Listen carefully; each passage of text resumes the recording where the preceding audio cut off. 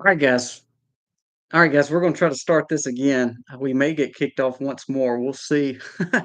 We'll see. It drops me.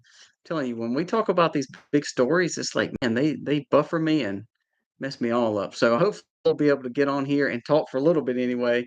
We can get back in like we're supposed to. I don't know. Again, it's one of those things when we talk reality, I think people don't like us. So, anyways, let's go back to Texas and hopefully we'll be able to stay on this stream for a little bit. If it gets cut off, guys, I'm sorry. It is definitely not me or my internet connection. So let's jump back in. So let's talk about Texas. We had the two laws that we're trying to pass. Again, we should not allow them to get to that point. I think that's the point I'm saying about these conservative states. When we allow these conservative states to just say, well, they're conservative, they're not going to do anything crazy. I think what actually happens is, you know, we give them a pass. We have a lot of rhinos. I know here in Mississippi it's the same way, and I think that's what we're seeing in Texas. We're seeing that we have a conservative leadership in the state of Texas, but when it comes down to it, there may be a bunch of rhinos to even bring up these two stories. Political memes and a Republican-led Congress is leading that, and then on top of that, the push to allow, for instance, something like even to be brought up that Sharia law could even be in Texas. That's a big deal.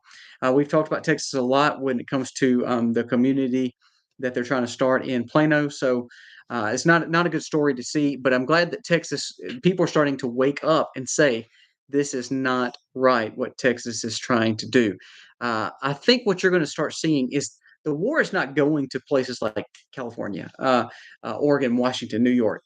They've already taken those states. I think the war is going to come to places that are a little bit more on the purple or red side. Texas, for some reason, they believe it's going to be a big play in the next election that it can become a purple state. I don't think that.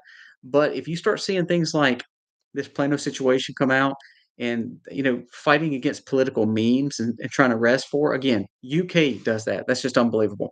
Also, did you see this other story? I thought this was good. Trump came out and made an announcement yesterday. It said private sector investment nearly $8 trillion since he took office, meaning more companies. They said a tech investment was around 2 trillion in itself. But if we start seeing this is winning. I will say this. He said private sector investment nearing $8 trillion since I took office. He said what we wanted was to see private investment, not public sector money. And so I think that's what we were talking about. You got to catch the wave as it comes back down. So the public sector, he's firing and releasing a lot of people, but then at the same time, the private sector is coming back to invest um, into America. So I thought that was a really good sign that he said private sector was moving back to the United States and is at the top of an $8 trillion surplus. Now that was over a 5 to 10 year period. So again, if we don't codify some of the things that Trump is doing into law with Congress, these things will be overtaken and changed right back into not investing in America once again. So we need to pay attention to that story. Also, there was another story that came out in Canada. And I want you to listen to this. Now, this leader just won dramatically.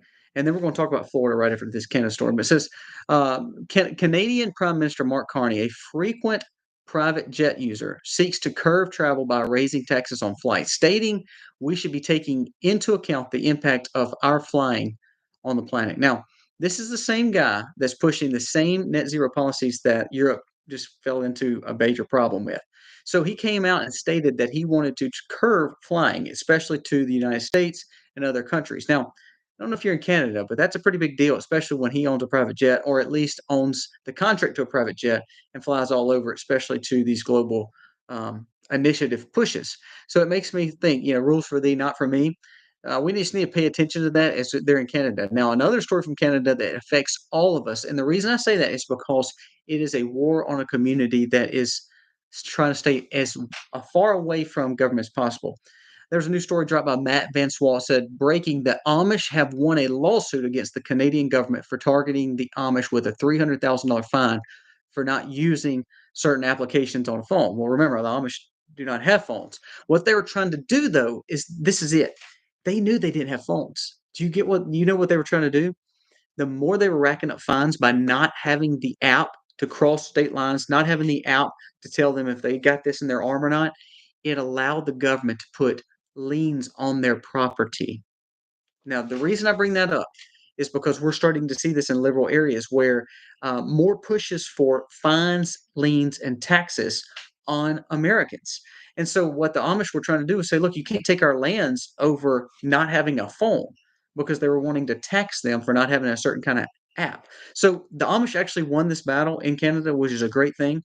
But I think what you're going to see, just like we talked about yesterday in yesterday's video with Amish, and I bring it up today in another video, the more we see people that are independent thought providers and people who don't actually need government, they're a little bit more sustainable. I think you're going to see a war on them, not just worldwide, but even on our own hemisphere and even in America. This is actually happening in liberal areas. Think about Pennsylvania. This happened in Pennsylvania, same way they were trying to take their lands by making fines take place to them. So pay attention to that story and the war on the smaller farms or the local farms.